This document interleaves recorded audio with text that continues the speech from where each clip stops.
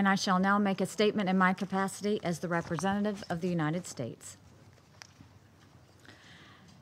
It's been just 3 weeks since the world was horrified by the pictures of poisoned children in Syria, the result of deadly nerve agents dropped from the sky.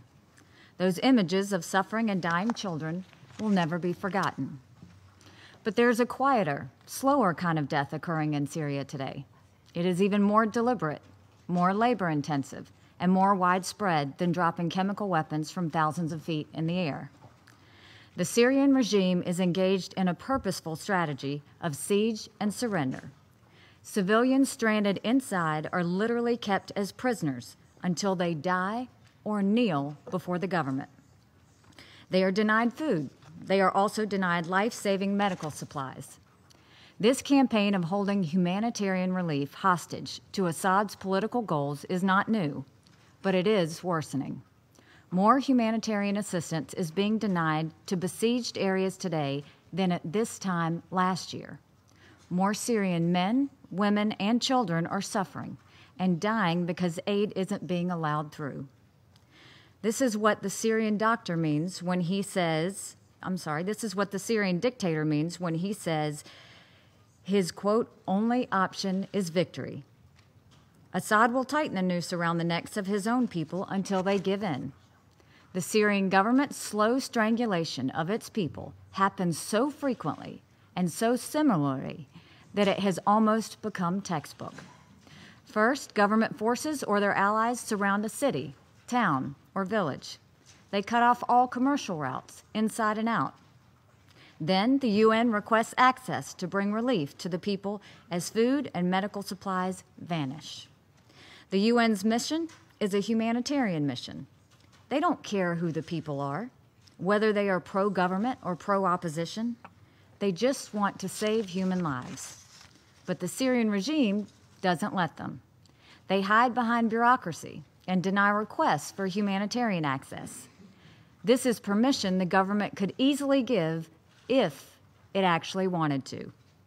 The few convoys that manage to get approvals are often held up at checkpoints. They are stopped by Assad soldiers or by rogue militias that the Assad regime can't or won't control. The aid they carry doesn't reach those who need it. And month after month, we sit in this council and talk about these very issues, and nothing changes. Even more bone-chilling is the fact that convoys that do get through are increasingly looted of medical supplies, items that have no military purpose, but are essential to saving the lives of civilians who don't bow to the regime. Syrian government forces and pro-government militias remove baby formula, vaccines, and forceps from midwifery kits. They raid pediatric kits of antibiotics, needles, and gauze.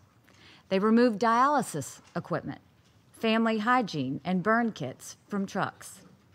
There is no reason I can conceivably think of this to happen. Maybe my colleagues from Russia and other allies of the Syrian regime can help me out. What possible definition of humanitarian relief does not include antibiotics and dialysis equipment? What possible justification is there for preventing malnourished women and their children from receiving baby formula from the UN and its partners? Of course, there's no justification, but there is a reason. With impunity, Syrian regime troops on the ground work to prevent UN aid from going to the men, women, and children who need it. At the same time, they operate black markets, and they sell many of the same products. Medical supplies that desperate people should be getting for free are instead sold at inflated prices or extorted through bribes at checkpoints. This is a major business in Syria, yet another reason why the sieges have not been lifted. People are profiting off the suffering and dying of the Syrian people, and none of this is prevented or even opposed by Russia. According to the UN's latest report, medical items that would have provided 36,000 life-saving and life-sustaining treatments were removed from humanitarian convoys in March. As we speak, 450,000 people in the Damascus suburbs are being slowly squeezed by the Syrian regime. These areas have been under siege since 2012, but recently government forces closed the last routes for even black markets to get into the city. They have blocked all humanitarian and deliveries since last October. The people in the Damascus suburbs, just like in other besieged areas of Syria, are slowly dying. Cancer patients are dying from lack of chemotherapy. Kidney patients are dying from lack of dialysis. And children are suffering most of all. Nearly 1/3 of all war-related injuries are to children under the age of 15. But because the Syrian military has bombed all the hospitals in the area, they cannot receive professional treatment for their injuries. These are the atrocities occurring in Syria every day that don't make the headlines. A resident doctor in one of the only cancer centers serving the besieged areas summed up the condition of her patients tragically well when she said, quote, "Death is coming at them from every direction." When death surrounds you, words mean very, very little. Assad has proven he will act only to increase the suffering of his people, not ease it. And so it falls to others to do what basic human decency requires. Russia must live up to its promise to deliver real peace talks and a real political solution. The sieges of the Syrian people must be lifted. The war profiteering and the theft of medical supplies must be stopped. The Syrians in desperate need of humanitarian assistance must receive it. Bashar al-Assad clearly believes that it is necessary to starve hundreds of thousands of people in order to remain in power. And I ask this council that as we talk about everything that is happening here, I heard from each and every one of you somewhat of desperation and somewhat of defeat, because we talk about this so much. And every time we talk about it, more people continue to die. And I listened to my Russian colleague, and he talked about task forces and diplomacy and less criticism of the Syrian regime. Where has that gotten us? It hasn't gotten us anywhere. And then the times where we could actually do something as the Security Council. Who's the one member state that continues to protect the regime that's keeping this humanitarian assistance from going through? So I will tell you, many of you said we need to put pressure on the Syrian regime. That's actually not the case. We need to put pressure on Russia because Russia continues to cover for the Syrian regime.